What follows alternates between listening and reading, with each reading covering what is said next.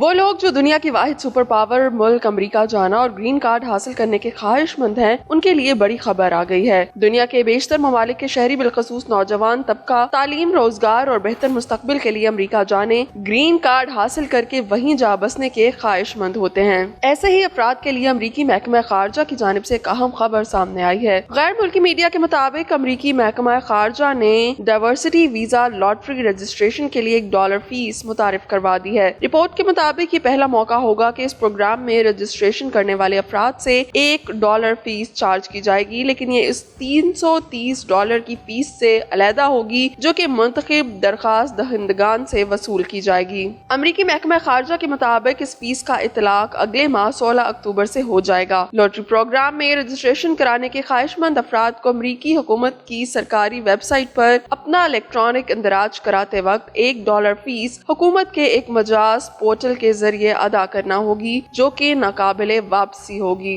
2027 کی green card lottery یعنی diversity visa lottery کے لیے پہلی بار رجسٹریشن فیس لاگو کی جا رہی ہے۔ 16 اکتوبر 2025 سے جب آپ ڈی وی لاٹری کے لیے آن لائن اپلیکیشن دیں گے تو آپ کو صرف $1 یعنی کہ تقریباً 300 پاکستانی روپے کی الیکٹرانک فیس ادا کرنا ہوگی۔ یہ فیصلہ امریکی حکومت نے اس لیے کیا ہے تاکہ درخواست دینے کا عمل سنجیدہ اور شفاف رہے۔ ڈائیورسٹی ویزا لاٹری پروگرام کے ذریعے ہر سال 55,000 تک تارکین وطن کے ویزے فراہم کرتی ہے، خاص طور پر ان ممالک کے ایپلیکنٹس کی جن کی امریکہ میں امیگریشن کی سطح کافی کم ہے۔ ڈی وی لاٹری کے لیے تقریباً دنیا بھر سے 25 ملین سالانہ رجسٹریشن ہوتی ہے۔ $1 کی فیس لاگو کرنے سے ڈی وی لاٹری کے آپریشنل اخراجات کے لیے تقریباً $25 ملین سالانہ آمدنی متوقع ہے، جس میں سسٹم اپ گریڈ، ڈیٹا اکٹھا کرنا اور سیکیورٹی کے جائزے شامل ہیں۔ امریکی محکمہ خارجہ کا کہنا ہے کہ فیس کے طریقہ کار سے تھرڈ پارٹی جعلسازوں کی دھوکہ دہی کو کم کرنے میں مدد مل سکتی ہے، جبکہ نئی فیس کے نتیجے میں ڈائیورسٹی ویزا لاٹری کی مجموعی مانگ میں قدرے کمی آئے گی، بالخصوص محدود وسائل یا معاشی مواقع والے ممالک سے درخواست دینے والوں کے لیے نئی فیس کی ادائیگی مشکلات